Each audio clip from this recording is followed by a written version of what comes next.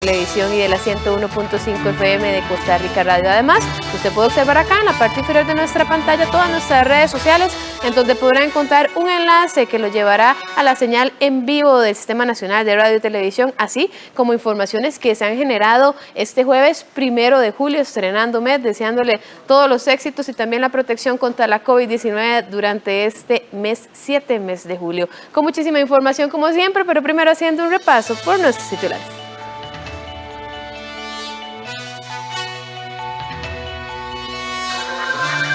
País logra importante financiamiento del Fondo Verde para el proyecto de tren eléctrico.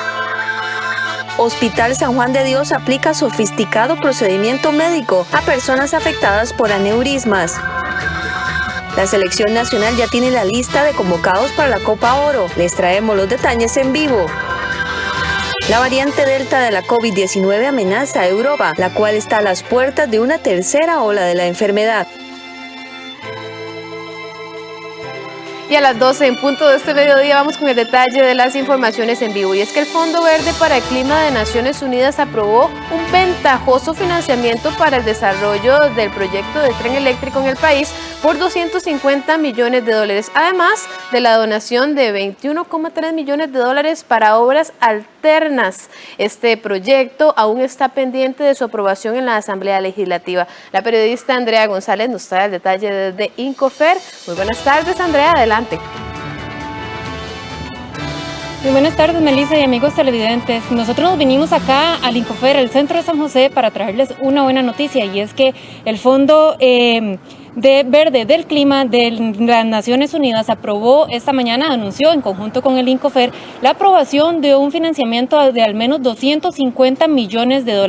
Esto permitirá dar soporte y da contundencia al proyecto que ya el Incofer ha estado presentando para el desarrollo de estas nuevas líneas eléctricas, del tren eléctrico, que vendría principalmente a mitigar efectos del cambio climático. Y es que esto es uno de los principales argumentos que tomó en cuenta este fondo para darle a Costa Rica este financiamiento. Veamos la nota, el detalle en la siguiente nota que hemos preparado.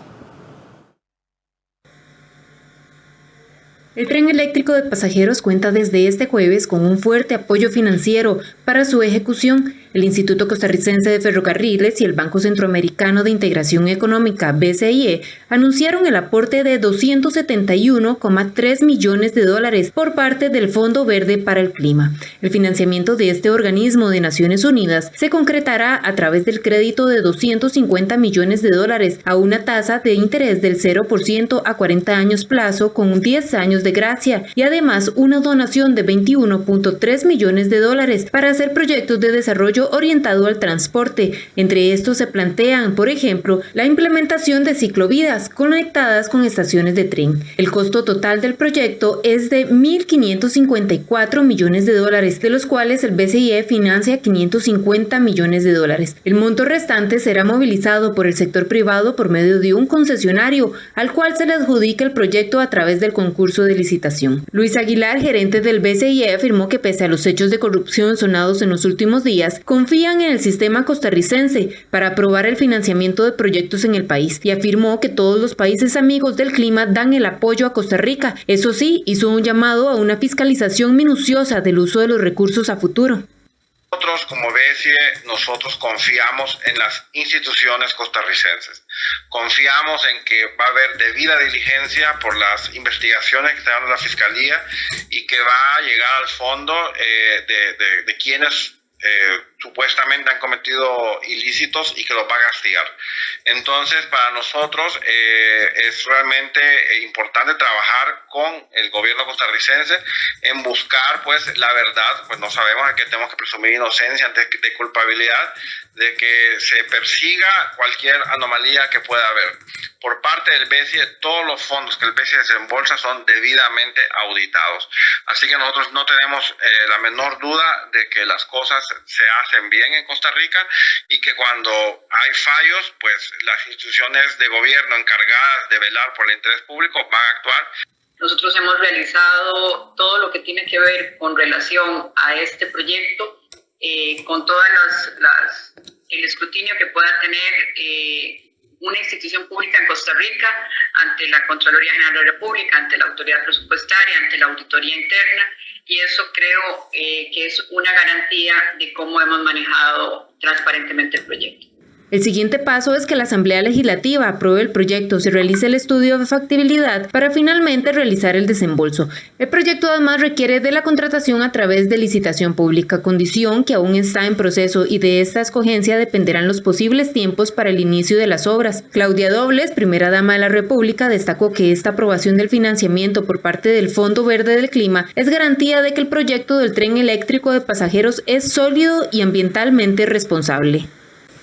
Esta aprobación del financiamiento por parte del Fondo Verde del Clima es un reconocimiento a nuestro país y al proyecto del tren eléctrico de pasajeros, que ratifica que es un proyecto sólido, técnicamente responsable y que tendrá un impacto positivo en la economía, la renovación de nuestras ciudades y la necesaria transformación del esquema de movilidad nacional.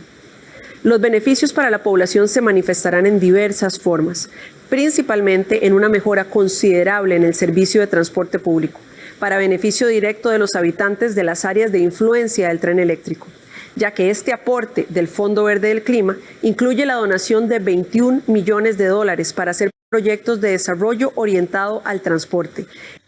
Con esta aprobación se mejoran aún más las condiciones del crédito para el BCIE que se presentó ante la Asamblea Legislativa, pasando a tener una tasa ponderada que rondaría el 1.61% histórica para créditos de esta naturaleza en Costa Rica, y mejorando aún más el plazo, convirtiendo el crédito en sumamente ventajoso para el país. El proyecto del tren eléctrico se estima que beneficia a más de 2.7 millones de habitantes. También podría generar cerca de 1.200 empleos directos en su etapa constructiva y 1.470 en su etapa de operación. Además, reducirá 7.6 millones de toneladas la producción de CO2 durante toda su vida útil. Actualmente el proyecto de ley del tren eléctrico está pendiente de su aprobación en la Asamblea Legislativa.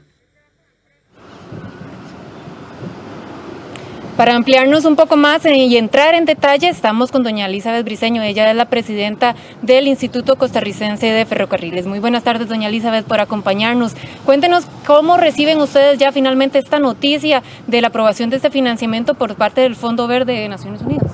Pues estamos muy contentos, es culminar una labor que hemos realizado durante muchos años a través del Fondo Verde del Clima de las Naciones Unidas. Es un organismo que financia proyectos que impactan positivamente en la disminución del cambio climático, y obviamente el proyecto del tren eléctrico ahora tiene una relevancia a nivel mundial por su alto impacto, y eso nos llena de muchísima satisfacción en varias vías. La primera es que obviamente para tener esta aprobación se requirió que el Fondo Verde realizara una revisión total de nuestros estudios de factibilidad, avalando estos estudios y dándonos entonces un espaldarazo a toda la labor realizada por parte del INCOFER. Segundo lugar, pues viene la opción de un crédito con condiciones súper blandas. Imagínense que estamos hablando de 0% de tasa de interés a 40 años, con un periodo de gracia de 10 años para la realización de este proyecto. Pero además de los $250 millones, están dando una donación, es decir, le están regalando al país $21 millones para que alrededor de la vía férrea por donde va a pasar el tren eléctrico se crean una serie de, por ejemplo, ciclovías o desarrollos orientados hacia la mejora del transporte y la intermodalidad. Es decir, que realmente estamos muy contentos y satisfechos de poder culminar hoy con esta muy buena noticia. Doña Elizabeth, como lo dice usted, bueno, está pendiente también la aprobación de este financiamiento en la Asamblea Legislativa. ¿Cuándo podríamos los costarricenses empezar a ver ya un posible tren eléctrico? Bueno, recordemos que este es un proceso que estamos realizando a través de concesión de obra pública. Nosotros estamos con un proyecto en la Asamblea Legislativa de un crédito por $550 millones a través del Banco Centroamericano de Integración Económica, BCE. Esta aprobación del Fondo Verde del Clima vendría a sumarse a estos $550 millones, donde en un global entonces estaríamos hablando de una tasa menor del 1.7% que le garantiza a los señores diputados que estamos mejorando considerablemente las condiciones de ese empréstito, y que le da a los diputados y a las diputadas pues todas las herramientas para poder ahora sí, que después de décadas de requerirlo, tener un tren eléctrico en Costa Rica. El mismo gerente del BCIE lo mencionó y es imposible no consultarle, ¿verdad? Cómo asegurarse ante los hechos que se han visto en los últimos días de supuesta malversación de fondos y tal, que este proyecto tan millonario vaya a ejecutarse correctamente. Sí, recordemos que el INCOFER siempre ha llevado este proceso de una forma muy transparente, no lo decimos nosotros en el análisis que realizó el INCAE, a los estudios y al manejo que el INCOFER le ha dado al proyecto, dijo que este es uno de los proyectos transparentes y que debería ser ejemplo de cómo se manejan los proyectos a nivel nacional. Nosotros hemos realizado todas nuestras contrataciones a través de SICOP, el sistema de compras públicas del gobierno, y este sistema le permite a cualquier persona venir y revisar en cualquier momento la plataforma y ver esas contrataciones. Pero también el expediente ha sido un expediente público que ha tenido la opción de ser revisado por la Contraloría General de la República, que ha tenido la opción de ser revisado por diputados, por diputadas, por interesados, por empresas, y eso nos da a nosotros una satisfacción de que evidentemente todo colgado en la página web, pues más transparente nunca. Es importante decirle a los que nos ven, por ejemplo, que a nivel nacional nunca se habían puesto a disposición los estudios de factibilidad para todo el mundo. Siempre los estudios de factibilidad, los estudios que eran el respaldo para una concesión de obra pública en el país, eso siempre se manejaba a nivel de los que querían ofertar, pero nunca eran de conocimiento público. Bueno, nosotros hemos garantizado de la página web la comunicación oficial. Perfecto, muchísimas gracias doña Elizabeth por el detalle y bueno, también mencionarles que Luis Aguilar, él es el gerente del BCIE, mencionó esta mañana que precisamente incitó más bien a la Asamblea Legislativa a hacer una presión para la aprobación de este presupuesto y también mencionó de que este nuevo financiamiento por parte del Fondo Verde vendría de la mano con el financiamiento pendiente por aprobar en la Asamblea Legislativa. Ustedes tienen muchísima más información allá en el estudio principal. Muchas gracias a nuestra compañera Andrea González, precisamente que nos informa desde INCOFER y lo que serían buenas noticias para el transporte, lo que es un tren eléctrico que también viene a ayudar al medio ambiente. Buenas tardes, Andrea, gracias. Y cambiamos de tema y es que el desempleo disminuyó durante el último trimestre finalizado el pasado mes de mayo, según dio a conocer hoy el Instituto Nacional de Censos y Estadísticas INEC. La tasa de desempleo a mayo fue de 17.7%, lo que representa una baja de 2,4 puntos porcentuales con respecto al mismo periodo del año anterior. Con el INEC, durante este trimestre se registraron 431,000 personas desempleadas. Poco a poco el desempleo en el país evidencia una leve recuperación, pues durante marzo y mayo de este año tuvo una disminución, pues la tasa de desempleo alcanzó el 17.7%. Este porcentaje es menor que el mismo periodo de hace un año, cuando se tuvieron las medidas de restricción más fuertes por la pandemia. En este mismo periodo se registró una tasa de desempleo de 20.1%. Los datos fueron dados a conocer por el Instituto Nacional de Estadísticas y Censos este jueves, en la encuesta continua de empleo que se realiza de manera trimestral. La encuesta arroja que a este periodo del año 431,000 personas están desempleadas y que la fuerza de trabajo nacional se conforma de 2.44 millones de personas, un aumento de 104,000 personas respecto al mismo periodo del año anterior. Así lo explicó la coordinadora de la encuesta, María Luz Anarrucia. Hay un aumento con respecto al inicio de la pandemia. En el inicio de la pandemia estaba en 58%. Ahora, la fuerza de trabajo aumentó en 141,000 personas desde el inicio de la pandemia a ahora. En total son 2.400,000 de personas.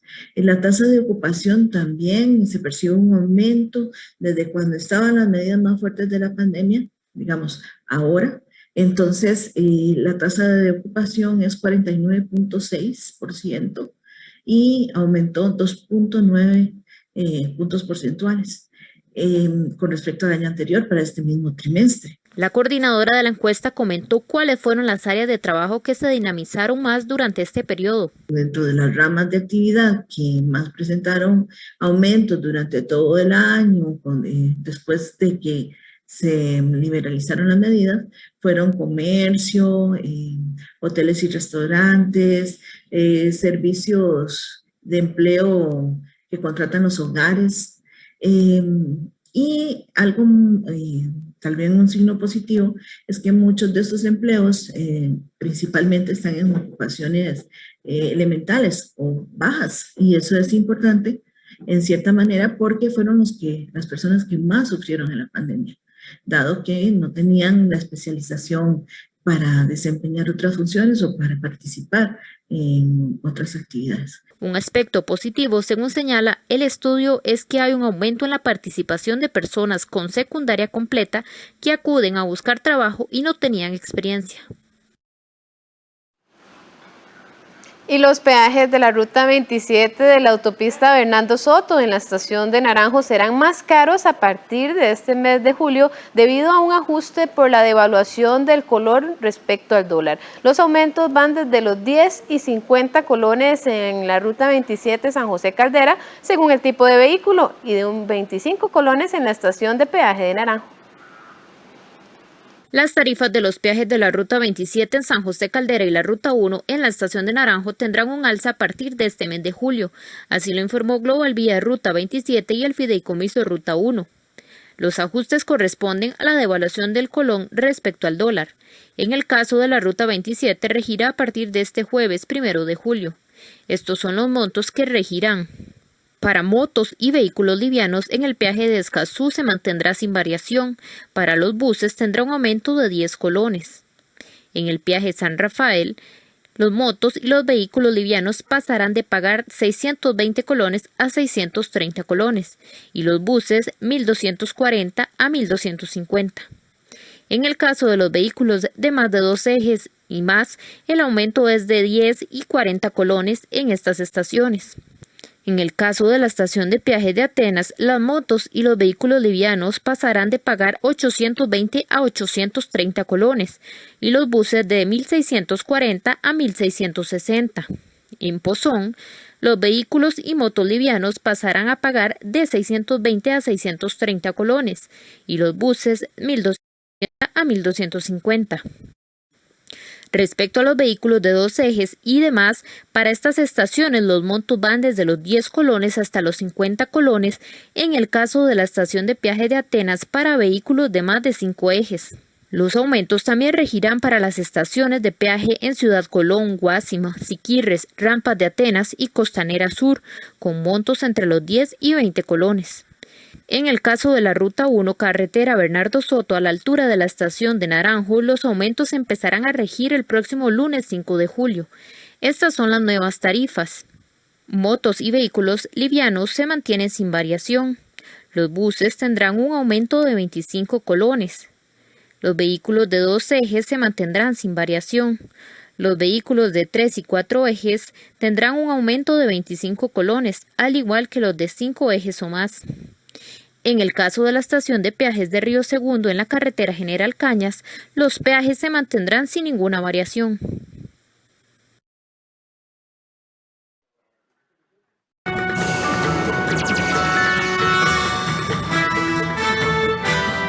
Y a las 12:18 le contamos cómo se encuentran las carreteras de nuestro país gracias a la señal de cámaras de alcr.com.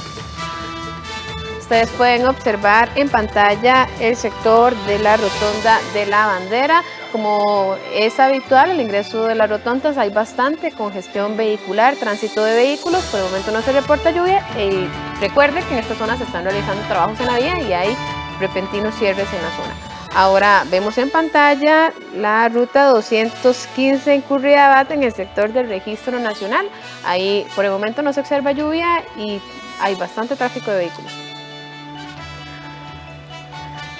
Ahora vemos en pantalla la ruta 2 de Cartago, en donde vemos el sector de Taras con vista al Ochomogo. Ahí también para el ingreso a Cartago y salida vemos bastante tráfico de vehículos, así que si debe ingresar a la antigua metrópoli, tenga las precauciones del caso y tome su tiempo.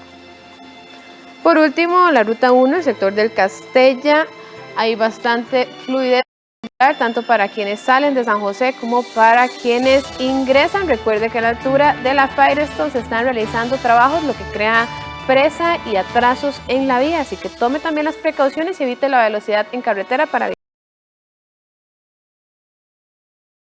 Y a las 2:19 hacemos nuestra primera pausa comercial, pero le contamos que pese a la pandemia, el Hospital San Juan de Dios innova un procedimiento médico en favor de quienes sufren de aneurisma. Los detalles después de la siguiente pausa.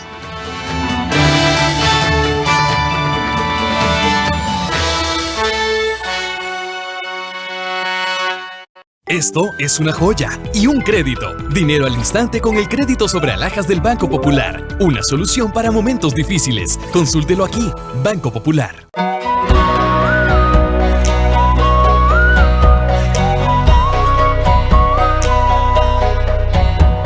Yo miro por la ventana a la mañana. Yo miro por la ventana a la mañana.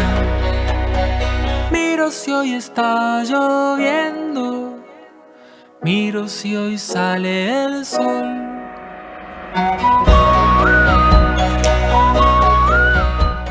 Es urgente que ahorremos agua. Mientras nos enjabonamos las manos y lavamos los platos, cerremos la llave y al abrirla reduzcamos la presión del agua. Revisemos que no existan fugas en el servicio sanitario. Reguemos las plantas de noche y con un recipiente pequeño. Al lavar, aprovechemos el agua con una tanda completa de ropa. Por su seguridad y la protección ante el COVID-19, comprometámonos con el ahorro de agua. AIA, 60 años de llevar salud y bienestar. Aquel puente que usted quería quedó ahí atrapado en las redes de un sistema político que no permiten que las decisiones avancen. Desde hace años escuchamos la palabra ingobernabilidad. Nuestros presidentes cada vez tienen su trabajo más difícil y los propios cambios que logran en Costa Rica han vuelto más complicada la labor presidencial. Esto se debate en Animales Políticos. Este 4 de julio a las 7 de la noche, con repetición el martes 6 a las 8:30 de la noche, en 13, Costa Rica Televisión.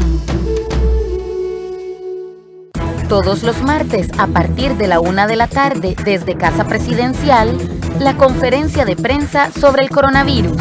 Manténgase informado e informada con los datos oficiales. En 13, Costa Rica Televisión. Banco Popular presenta el tipo de cambio. Y a las 12:22 le contamos cómo se encuentra el tipo de cambio para este jueves 1 de julio. La compra en 615 colones con 47 céntimos, mientras la venta se ubica en 621 colones con 88 céntimos. Banco Popular presentó el tipo de cambio. Y como lo decía antes de la pausa, la pandemia no ha sido excusa para que los avances médicos puedan seguir salvando vidas. Por ejemplo, médicos vasculares periféricos del Hospital San Juan de Dios lograron resolver un aneurisma en la aorta abdominal a través de una incisión de tan solo 0.5 centímetros, beneficiando a 187 personas. Veamos. Un aneurisma de aorta abdominal se produce cuando la parte inferior de la arteria principal del cuerpo se debilita e inflama. Este debe ser tratado por médicos especialistas y es causa de muerte de gran cantidad de personas en el mundo, ya que afecta al 5% de la población en general y hasta el 10% en personas mayores de 65 años.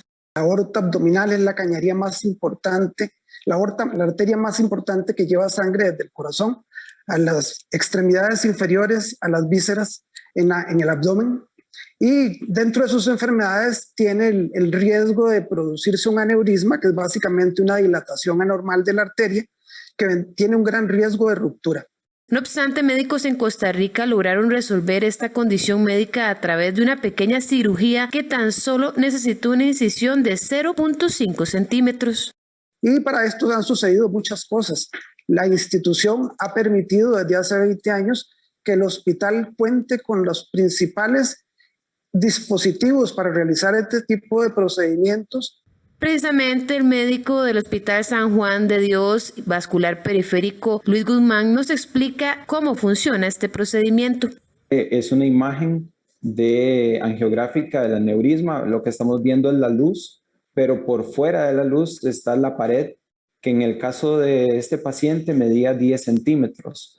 Una aorta normal mide 2 centímetros, entonces para dimensionar la gran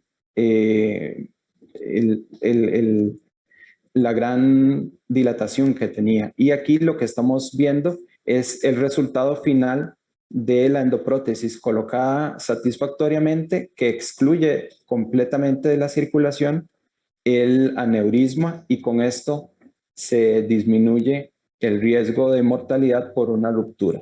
Este anuncio en el avance de los procedimientos vasculares se da en el marco del aniversario de este centro médico.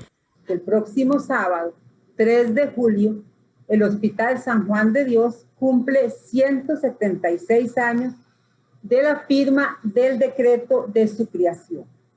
El Hospital del Pueblo, como lo llamaban nuestros abuelos, ha estado presente durante 3 siglos sirviendo a la población costarricense. El primer gran reto de ese entonces fue la atención de los pacientes del cólera, también la atención de los soldados de la campaña nacional de 1856. Según Villalta, esta cirugía se ha venido aplicando durante los últimos 20 años. No obstante, los avances de la ciencia han permitido que se salven vidas a través de procedimientos cada vez más nobles, pero que meritan equipo y personal altamente calificado con el que cuenta el centro médico. Y autoridades públicas y privadas se unen por 4º año consecutivo para intentar prevenir las quemaduras en niños. Especialistas aseguran que durante este tiempo de pandemia se ha visto un incremento de este tipo de accidentes domésticos, afectando a los más pequeños de la casa. De acuerdo con las estadísticas del Hospital Nacional de Niños, el año pasado hubo un aumento en la atención de niños quemados con respecto al año 2019, ya que egresaron 343 pacientes, mientras que en el 2019 fueron 310. Por su parte, este primer semestre del 2021 ya se registran 145 casos al 22 de junio. Estamos cerrando este primer semestre del año con un poco más de 150 niños hospitalizados por quemaduras, lo cual es solo la punta del iceberg, porque hay un número importante de niños que no se hospitalizan, pero que requieren curaciones y valoraciones diarias en el hospital hasta que logran su recuperación. Y es que un 90% de las quemaduras de niños y niñas ocurren en la casa, el 50% se dan en la cocina y el 60% son por líquidos calientes. Si bien la casa debe ser el lugar más seguro y donde cada niño, niña y adolescente debe tener la mayor protección posible, las estadísticas nos exigen seguir trabajando en la prevención y en el acompañamiento a las familias en la crianza activa y responsable. Y es que un 90% de las quemaduras de niños y niñas ocurren en la casa, un 50% se da en la cocina y un 60% son por líquidos calientes. Padres, madres y personas adultas debemos entender que una quemadura, una intoxicación, una caída son prevenibles y evitarlas es nuestra responsabilidad. Si las personas responsables no lo hacen, se podría estar ante una omisión en el ejercicio de la autoridad parental o negligencia, porque se priva a los niños y niñas de cuidado, protección al que tienen derecho. Según se informó, por primera vez en esta campaña de prevención de quemaduras se une Red CUDI, lo cual permitirá llevar los mensajes a muchos más padres y madres, así como cuidadores de niños de todas las regiones del país. Una vez más, lo más preocupante es que las quemaduras ocurren en niños pequeños que necesitan más cuidado y más protección. Por eso hoy nos llena muchísimo de alegría que se sume a esta campaña este año la Red Nacional de Cuidado y Desarrollo Infantil. Porque gracias a su apoyo podremos levar información, buenas prácticas, herramientas valiosas a todas las alternativas de cuidado en el país. E aí estaremos cobrindo por lo menos 80 ou mais de 80% de las comunidades. Isso tem um poder muito grande. Então, informação, difusão de informação. Cuando inicia una campaña de estas, yo siempre tengo una satisfacción interior muy importante, y es que pienso, qué dicha que estamos haciendo este esfuerzo, porque estoy segura que vamos a evitar muchas quemaduras con información. La campaña Una quemadura debe prevenirse también cuenta con el apoyo de las empresas ASA, Compañía de Seguros, Cadena Radial Costarricense, RITV y Telecable. Además estará al aire de julio a septiembre en radio, televisión y redes sociales. Y a partir de este 12 de julio, diversas áreas de salud de la Caja y del sector público iniciarán con un plan piloto para la dispensación de una pastilla de ingesta diaria que previene la transmisión del VIH, específicamente en las áreas de salud de Mata Redonda, la Clínica Moreno Cañas, y Carmen Montes de Oca, la Clínica Central. Las personas que estén interesadas en formar parte de este programa pueden acercarse a cualquiera de estas dos áreas de salud, aunque no sean de su zona de adscripción, para que solicite su cita. El medicamento conocido como profilaxis preexposición estará disponible mientras se esté llevando a cabo el plan piloto. Posterior al plan piloto, la Caja hará un análisis para ver la posibilidad de adquirir el medicamento en un futuro. Este estará disponible para hombres que tienen sexo con hombres, mujeres trans y parejas cero discordantes, es decir, cuando uno de los miembros de la pareja no es positivo por VIH. La PrEP es utilizada por personas con mayor probabilidad de adquirir el virus VIH. Esto, unido al uso del condón, disminuye en más de un 95% las posibilidades de contraer el VIH-Sida por vía sexual y más de un 70% mediante jeringas o agujas. Se generó un trabajo articulado entre el sector público y privado. Se cuenta ya con la normativa y los lineamientos que permiten avanzar en un proceso piloto mediante el cual se pueden identificar la adherencia y la retención en los servicios de salud. Según los resultados que se obtengan, se incorporará posteriormente a la oferta de los servicios de salud. La meta es lograr un impacto en la disminución de la prevalencia y principalmente en la mortalidad por VIH en el país.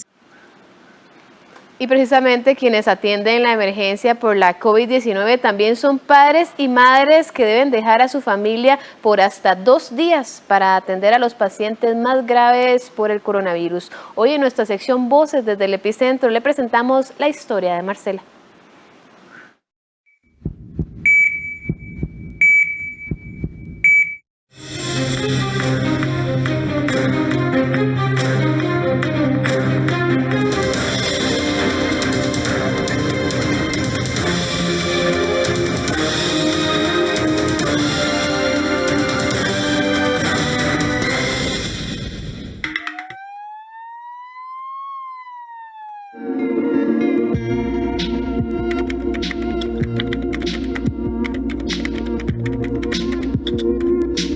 Hemos venido con unos días bastante complicados, bastante difíciles. El aumento de los casos a nivel nacional de la situación COVID ha sido bastante difícil de manejar.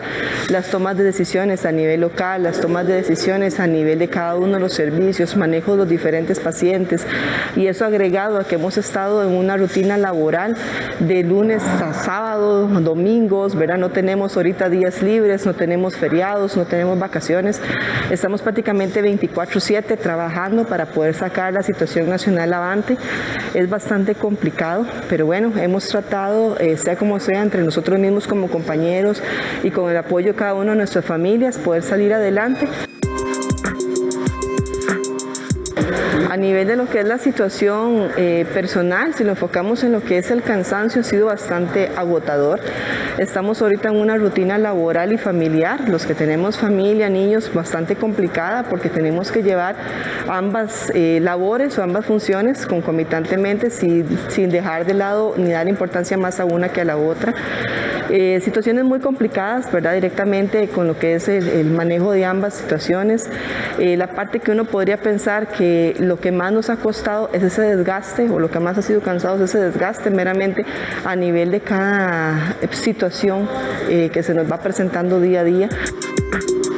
¿Qué nos da fuerza para seguir adelante? Bueno, el pensar, tener fe, ¿verdad? De que en algún momento eso se va a terminar, no todo es para siempre, ¿verdad? Entonces, la misma fe de que en algún momento vamos a lograr salir de esta situación es lo que nos pone a poder seguir luchando y enfocarnos, ¿verdad? Mentalmente en que esto no va a ser permanente, de que va a haber un futuro mejor.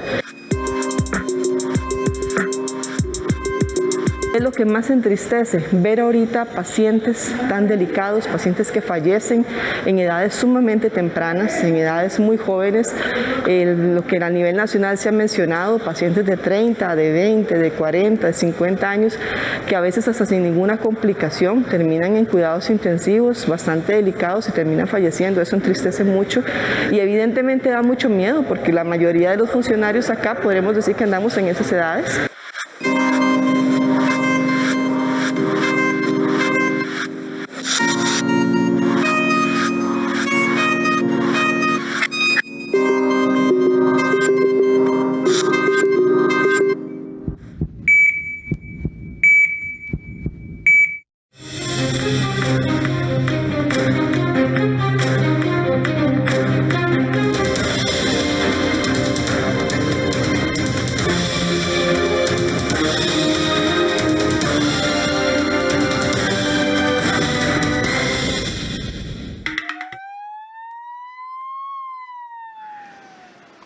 Y las señales analógicas de televisión se apagarán este 14 de julio en el Cerro Buenavista y el 22 de septiembre en el Cerro Santa Elena.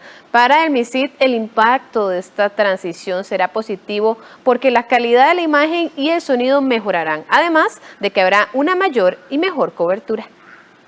A partir del 14 de julio continuará de forma progresiva la transición a la televisión digital abierta y gratuita con el apagón analógico de las señales que envía el Cerro Buenavista o Cerro de la Muerte, mientras que el 22 de septiembre se dará el cese de transmisiones analógicas de televisión en el Cerro Santa Elena o Monteverde, informó la ministra de Ciencia y Tecnología.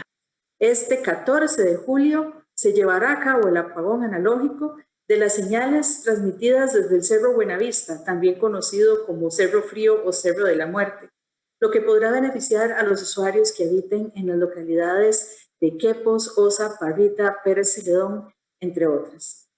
Por otra parte, para el 22 de septiembre de 2021 está previsto el cese de transmisiones analógicas de televisión desde el Cerro Santa Elena, también llamado Cerro Monteverde o Cerro Amigos. Esto podrá beneficiar en la zona norte a localidades tales como Avangares, Tilarán, Cañas, Bagaces, Guatuso, Monteverde y Ciudad. De acuerdo con la jerarca, el impacto sería muy positivo porque la calidad de la imagen y el sonido serán mejores. Además, habrá mayor cobertura y la posibilidad de ver televisión digital será libre y gratuita, sin dejar de lado que existirá la posibilidad de activar subtítulos durante la programación, entre otros. Entre tanto, el jerarca de Lima se explicó que en el marco del apagón de la televisión analógica para el 2021, con una inversión aproximada de 124 millones de colones, se ha previsto alcanzar a 2.765 familias que viven en situación extrema. En este año 2021, el Instituto Mixto de Ayuda Social ha dispuesto a acompañar a las familias de la estrategia Puente al Desarrollo, particularmente las del componente Puente al Bienestar, para que logren acceder a los dispositivos, me refiero al convertidor y la antena que les permitan llevar la señal de la televisión digital a sus hogares. Esto en tanto no cuenten ya con tecnología que les permita acceder a este servicio. El cambio tecnológico a televisión digital por las transmisiones provenientes desde el Parque Nacional Volcán Irazú, señal que alcanza la mayor parte del gran área metropolitana, se realizó el 14 de agosto de 2019. Por otra parte, la Comisión Mixta de Televisión Digital integrada por el MICIT, SINART, CONARE, SUTEL, Infocom, Cantic y Canartel, le recomendó al Poder Ejecutivo continuar de forma progresiva con este apagón analógico, después de analizar los efectos de la crisis sanitaria, la situación económica del país, el inicio del próximo proceso electoral, los concesionarios de frecuencias y la necesidad de respetar el derecho de acceso a la información y la comunicación de los habitantes. Y pese a que el sector de turismo solicitó más tiempo para no pagar el impuesto del IVA a partir del 1 de julio, el ministro de Hacienda aseguró que cobrará este tributo. Asimismo, en el ICT recordaron que a raíz de la pandemia generada por la COVID-19, en el 2020 se aprobó una prórroga de este impuesto de forma escalonada para el sector. A partir de este 1 de julio, los servicios turísticos comenzarán a grabarse con una tarifa diferenciada del 4%. Ante esta situación, en la Cámara de Turismo lamentaron que el Ministerio de Hacienda dificulte el avance de este proyecto de ley, el cual es necesario para que los negocios exonerados del cobro del IVA ofrezcan mejores precios a clientes nacionales y extranjeros. Que sea el consumidor el que pague el impuesto no significa que no nos afecta. Sorprende la indiferencia y el desconocimiento de la realidad de la industria del turismo costarricense.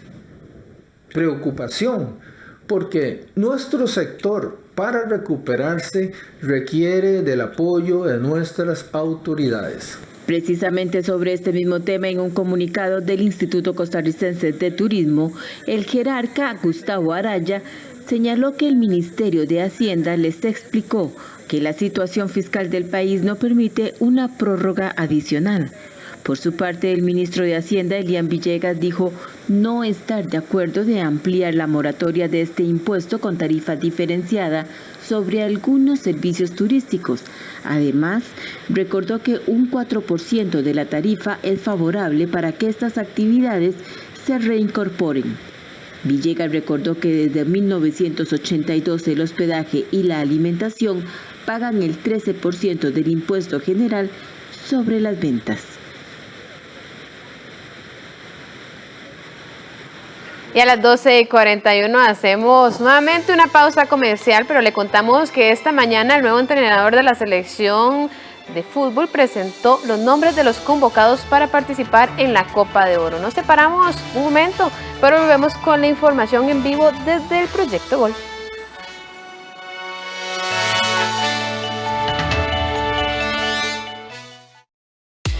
Ellos son Los Campos y es el tercer mes que disfrutan su premio para comprar en el súper gracias a sus tarjetas de débito y crédito del Banco Popular.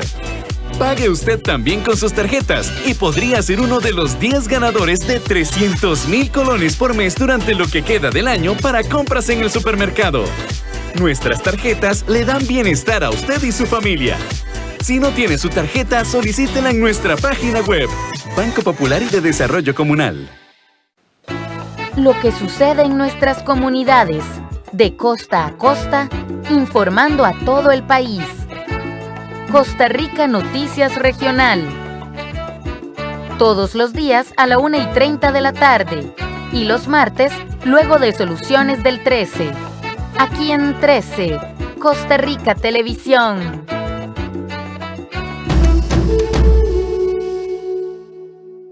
Hola, mi nombre es Melissa Macís, yo vengo de San Rafael de Heredia y quiero invitarlos a todos para que sintonicen Audiotopía Bicentenario. Estoy segura de que hay muchísimas sorpresas. Audiotopía Bicentenario, este sábado a las 8 de la noche.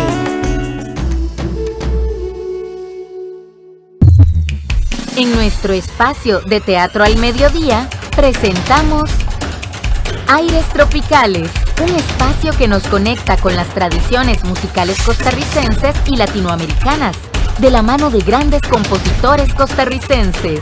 Este 4 de julio a las 12 mediodía, aquí en 13, Costa Rica Televisión.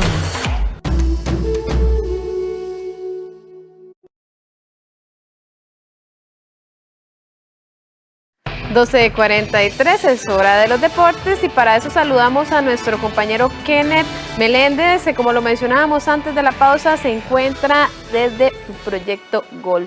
Muy buenas tardes, Kenneth, ¿cómo te va? Adelante.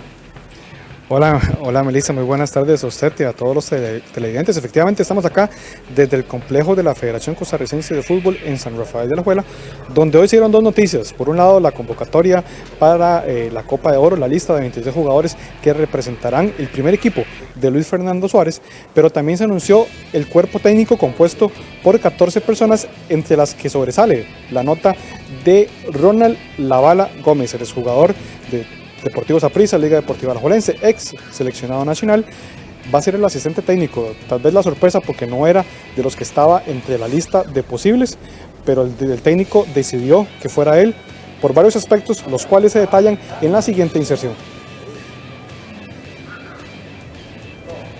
Tiempo necesario para primero conocerlos a ellos, porque como ustedes bien saben, y es lógico, yo no conozco totalmente el medio. Estoy haciendo un curso acelerado y en esta semana he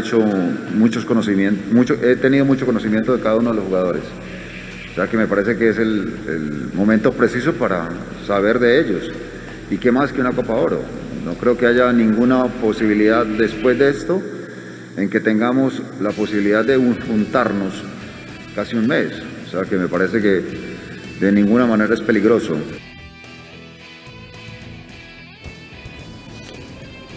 En esta declaración, el técnico Luis Fernando Suárez hablaba del tiempo que tiene trabajando con la selección y lo importante que es de cara no solo a la Copa Oro, sino también a la eliminatoria que iniciará en septiembre. Con respecto al tema de Ronald Gómez, decía que una de las cosas que tomó en cuenta fue el arraigo que tiene él con el país, después de una conversación, de una entrevista que tuvo con él, ver cómo se comportaba y tanto que ama al país, más que otros aspectos. En cuanto a la lista, sorprende la ausencia de Randall Leal, un jugador que ha sido bastante constante en las últimas convocatorias. Los porteros, ahí sí que no hay sorpresas. El portero Lionel Moreira, Esteban Alvarado y el joven Patrick Sequeira, el que milita en la tercera división de España, serán quienes defiendan el arco.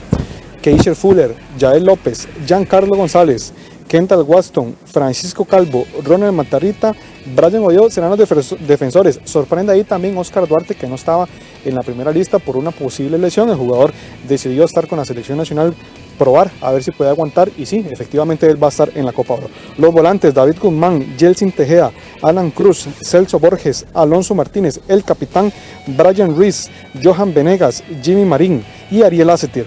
En la zona delantera va a estar Joel Campbell, José Guillermo Ortiz y Ariel Rodríguez.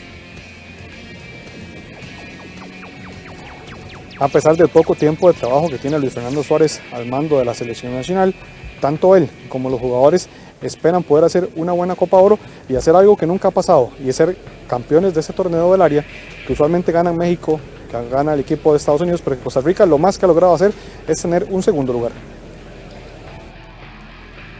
Las razones para descartar a la tricolor como favorito al título de la Copa Oro son muchas, desde las circunstancias que rodean la recién nacida etapa de Luis Fernando Suárez hasta los antecedentes de la Sele en este certamen.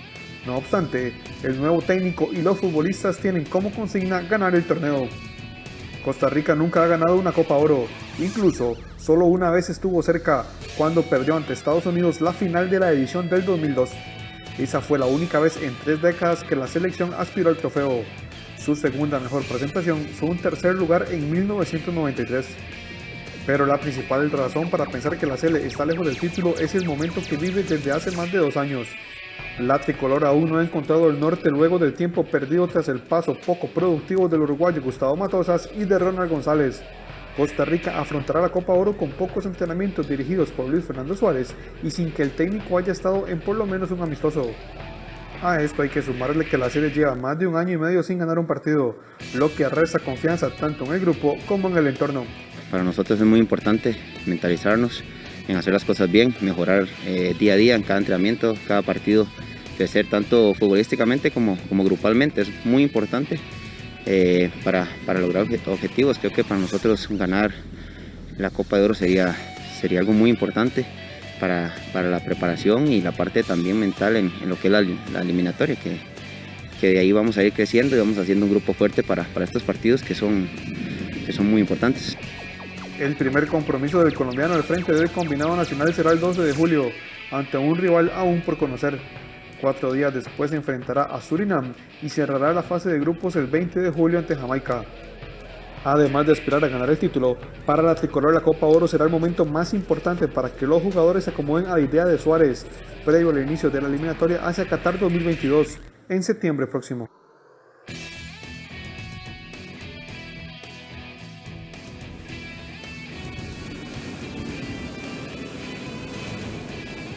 Ahora cambiamos de deporte y vamos al baloncesto de los Estados Unidos, porque anoche los Suns de Phoenix derrotaron a los Clippers de Los Ángeles y se metieron en la final en la búsqueda de su primer título de la NBA. Este partido tuvo la gran actuación de Chris Paul. El veterano de 16 años buscará su primer anillo de campeón. Con una exhibición de 41 puntos del veterano Chris Paul, los Suns de Phoenix derrotaron el miércoles 130-103 a los Clippers de Los Ángeles y sellaron su primera clasificación a las finales de la NBA desde 1993. Tras 16 años de carrera, Chris Paul competirá por primera vez por el anillo después de un recital de 41 puntos, 7 triples y 8 asistencias ante su antigua afición en el Staples Center de Los Ángeles. Los Suns liquidaron esta final de la Conferencia Oeste por marcador de 4-2 y esperan ahora rival del ganador de la final del Este, en la que Milwaukee Bucks y Atlanta Hawks están empatados a 2 juegos. Serán las terceras finales de la historia de los Suns, que anteriormente perdieron en 1976 ante los Celtics de Boston y en 1993 con un equipo liderado por Charles Barkley ante los míticos Chicago Bulls de Michael Jordan.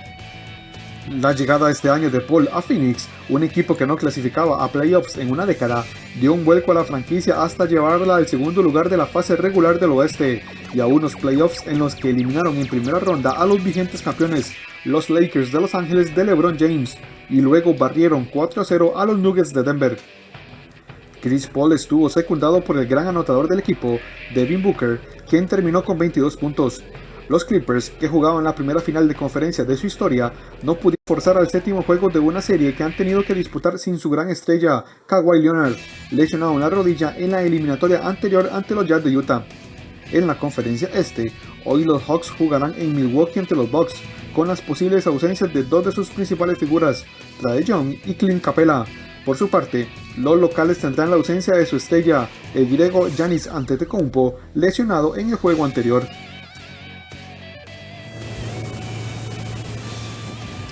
Esa es toda la información que tenemos acá desde Proyecto Gol en San Rafael de la Alajuela. Melissa, no sé si tiene alguna pregunta allá en el estudio. Claro, Kenneth, es importante tal vez poder recapitular cuál fue el impacto que se dio allá desde que vos estabas en el Proyecto Gol del nombramiento de Ronald Gómez como asistente.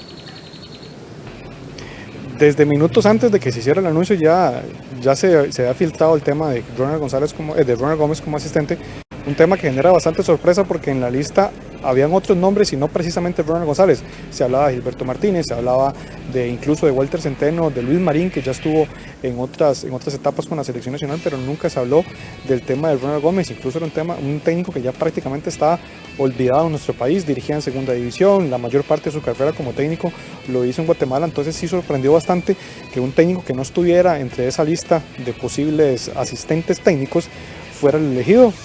Don Luis Fernando Suárez lo explica desde el punto de vista humano, incluso dijo 6-7 palabras conversando con él y ya sabía que era uno de los principales candidatos a ser el asistente. Ahora nada más esperar que tanto él como Luis Fernando hagan un buen trabajo y puedan enderezar el barco de la selección nacional que ya lleva más de 2 años sin rumbo.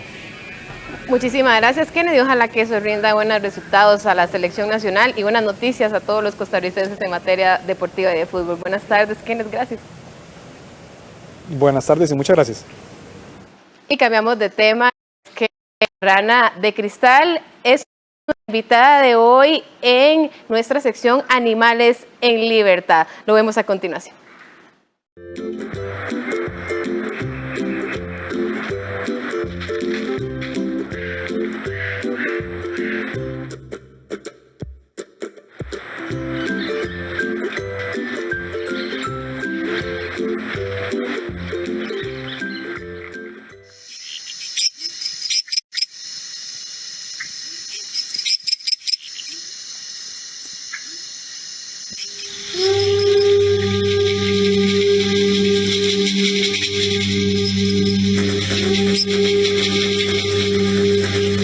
el mundo de los anfibios existen miles de especies de ranas y cada una tiene características diferentes que las hacen ser especiales.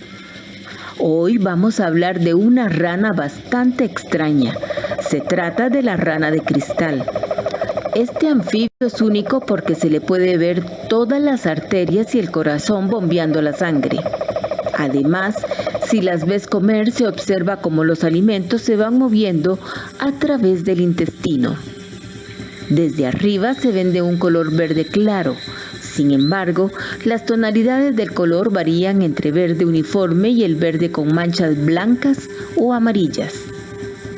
A diferencia de otras ranas, el cuidado de las crías lo hace el padre, pues una vez que la hembra ha puesto los huevos sobre las hojas se va, y los machos los protege de los posibles depredadores.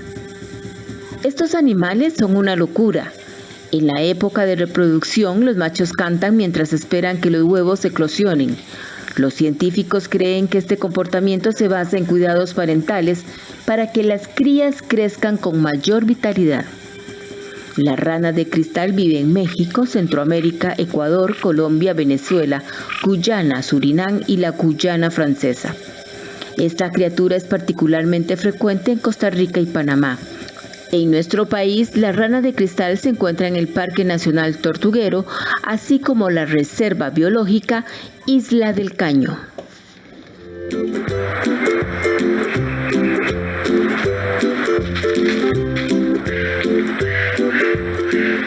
Y a las 12:55 hacemos nuestra última pausa comercial, pero ya venimos con información internacional. Quédese con nosotros.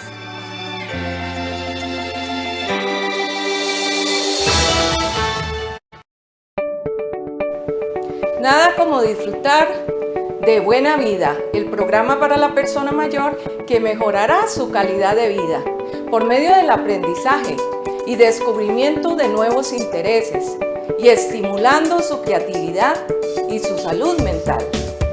Buena Vida. De lunes a viernes a las 2:30 de la tarde. Hola, mi nombre es Yasuro Bando, vengo a representar la provincia de San José y los invito a que vean Audiotopía Bicentenario, ya que ahora mismo hay demasiados artistas que están luchando por mostrarles un mensaje a través de la música. Entonces sí, los invito a que lo vean y a que lo disfruten muchísimo. Audiotopía Bicentenario, patrocinan Colby y Cosevi. En el siglo XIX surgió un movimiento llamado jazz. Una mezcla de muchos géneros musicales influenciados por sonidos afrodescendientes en Norteamérica y por supuesto el sonido de las grandes orquestas europeas. Jazz Entre Nos, un espectáculo musical que nos deleitará con grandes temas del género jazzístico. Este domingo, 4 de julio a las 2:30 de la tarde, en 13, Costa Rica Televisión. Hola, ¿qué tal? Mi nombre es Adrián Naranjo y soy parte del equipo de producción de 13 Costa Rica Televisión. A diario nos llegan mensajes de apoyo, informaciones de iniciativas gubernamentales, empresariales que buscan adaptarse y sobrevivir. Historias innovadoras y esperanzadoras de personas que luchan por encontrar soluciones en estos tiempos de cambio. Y son precisamente esos esfuerzos los que vamos a compartir acá, en este programa Soluciones del 13. Todos los días a la 1 de la tarde y los martes luego de la conferencia del COVID. Aquí en 13, Costa Rica Televisión. Y en el ámbito internacional, un incendio de grandes proporciones se produjo este miércoles en la principal universidad de Venezuela. Incendio en la Universidad Central de Venezuela, declarada Patrimonio de la Humanidad por la UNESCO. El fuego provocó daños en la Escuela de Estudios Políticos y Administrativos y en la vecina Escuela de Bioanálisis, pero no se reportaron heridos. Dirigentes estudiantiles y autoridades académicas dijeron que la ausencia de agua en las instalaciones complicó el trabajo de los bomberos. Parecía que había problema con el agua, un problema que afecta a la ciudad. El tema del agua es un tema complicado, pero afortunadamente pudieron resolver al final del sacrificio, lograron resolver el problema. Tras horas de incertidumbre, el incendio fue controlado con camiones cisterna enviados por gobiernos locales. En medio de una aguda crisis económica, varios servicios básicos de Venezuela han colapsado, con deficiencias de agua, electricidad e incluso gasolina. pese a haber sido una potencia petrolera. Y hasta aquí la presente edición de Costa Rica Noticias. Gracias por habernos acompañado. Lo esperamos a las 7 de la noche en nuestra edición estelar con estas y otras informaciones. Que tengan una linda tarde. Hasta luego.